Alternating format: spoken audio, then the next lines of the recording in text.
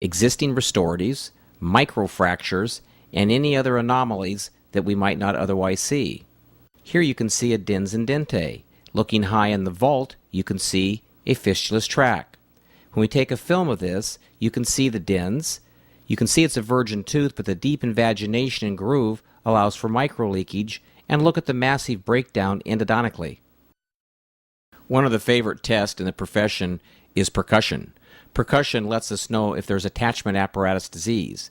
We should percuss both the lingual and the buccal cusp. Another great test is the cue stick or the bite test. We should very carefully place the stick on the tooth that we suspect and have the patient gently bite down and then rock left to right to see if they can create any movement in the event of a microfracture.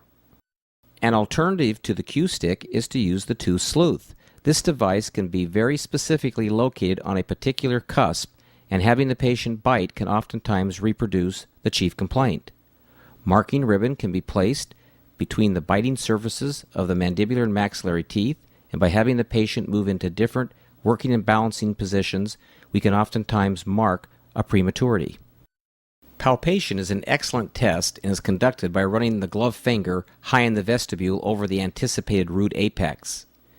If the finger is too large, a cue stick can more specifically locate the root apices in teeth that are smaller. Intercellular probing is a very important test because in general, in periodontal lesions, we slowly step down into the lesion, whereas in fractures, oftentimes we have narrow defects. Transillumination can often identify the cracked tooth and help diagnose the fractured tooth syndrome.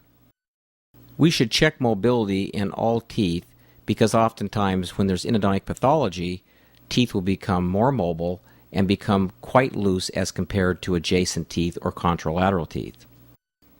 A good clinical examination involves looking at the interrelationships between the maxillary and mandibular arches. We need to look very carefully at the margins and the soft tissue and the response of the soft tissue to the restorative efforts. We need to look for dark teeth because oftentimes this is an indication of an endodontic problem. We need to look for the presence of a perilous, and when present, they should be traced with a gutta-percha point. Also, oftentimes we'll see a tattoo. A tattoo could be an indication of an old surgical failure or a failing silver point case. Here's a soft tissue anomaly secondary to trauma. Sometimes, when swellings become acute, the tissues are distended and quite painful. In my opinion, every tooth in the mouth should be tested for vitality. My favorite way to conduct the cold test is to use a pencil of ice. We express all the anesthetic out of a carpule. We drop a piece of floss in the carpule a little longer than the carpule and fill the carpule with water. When it's frozen, we have ice readily available. This is wrapped in a 2x2 gauze, and I like to first place the ice on the patient's soft tissue. This way we can begin to eliminate the possibility for a false positive.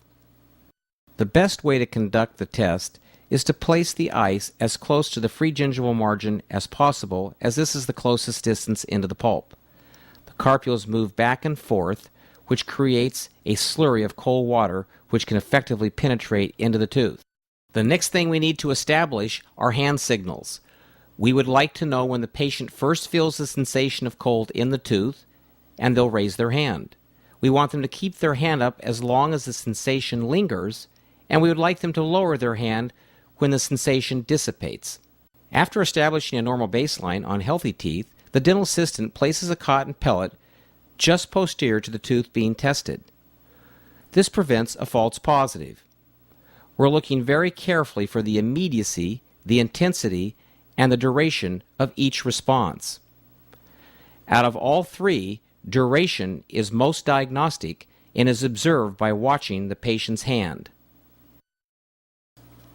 When a patient reports sensitivity to heat, I like to conduct the hot test so that I can reproduce their chief complaint. A good way to thermosoften gutta-percha is to use Kerr's 5004 touch and heat in conjunction with the hot pulp test tip. Thermal softened gutta-percha is placed on the cervical aspect of the clinical crown. The teeth are left moistened to prevent sticky-tacky gutta percha from adhering to the surfaces of the tooth. Hand signals are an excellent way to identify healthy teeth from pulpitic teeth. Again, we're looking for the immediacy, the intensity, and the duration of each response. In some instances, the hot test that was just described does not adequately reproduce the patient's chief complaint. In these instances, we should carefully isolate the tooth and syringe hot water over the tooth because this will bathe the tooth more circumferentially. The third stage of endodontic diagnosis is the radiographic exam.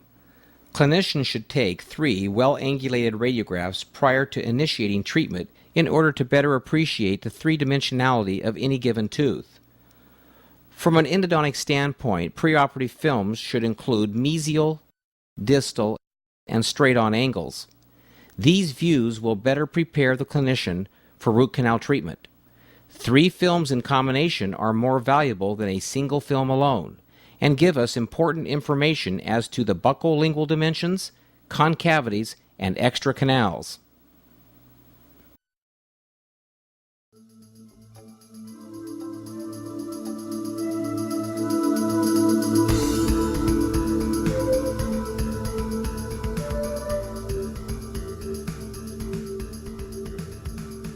Great endodontics starts with complete access. Great access is an opening for identifying all the orifices, allows for the greater exchange of irrigation, promotes the removal of debris, and is an opening for packing root canal systems in 3 dimensions. Access cavities should be cut so the pulpal roof, including all overlying dentin, is removed. The size of the access cavity is dictated by the position of the orifices. The axial walls are extended laterally, such that the orifices are just within this outline pattern. Access objectives are confirmed when all the orifices can be visualized without moving the mouth mirror. The armamentarium for access cavities is relatively simple. Typically, just 3 or 4 instruments can accomplish the task. When dealing with tooth-colored restoratives, we need to use a number 2 or number 4 round burr diamond. A number 2 round burr diamond is good for bicuspid teeth and anterior teeth, whereas the number 4 would be used in molar teeth. When we're dealing with alloys or metallic restorations, a transmetal burr is useful to reduce unwanted vibration.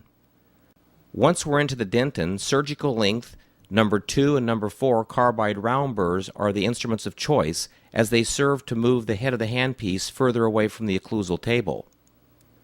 A surgical length tapered diamond is used to finish the axial walls. Gates-Glidden burrs are essential to flare the orifices and give us a smooth transition from the axial walls into the orifices. Ultrasonics is playing an increasingly larger role in the field of endodontics. We use the P5 ultrasonic generator with specifically designed instruments to remove stones, trough for hidden orifices, chase calcified canals, and to finish the access cavity. There's a variety of different ultrasonic instruments that can be utilized with the P5. In general, these instruments are contra-angled, come in increasingly longer lengths, and narrowing cross-sectional diameters. Additionally, these instruments are coated with zirconium nitride. This abrasive allows us to precisely sand away minute amounts of dentin. Isolation is essential in endodontic treatment. Isolation accomplishes soft tissue retraction, protects the oral pharynx, and prevents salivary leakage. Isolation can be accomplished in a one-step procedure. The forceps carefully guide the clamp over the tooth, and the jaws of the clamp are released so that they don't impinge on soft tissue. A 17 Explorer can be used to remove the rubber dam off the tines of the clamp. Dental floss is important to use to get the rubber dam down between the contact points. Oroseal can be further used to isolate the tooth during treatment.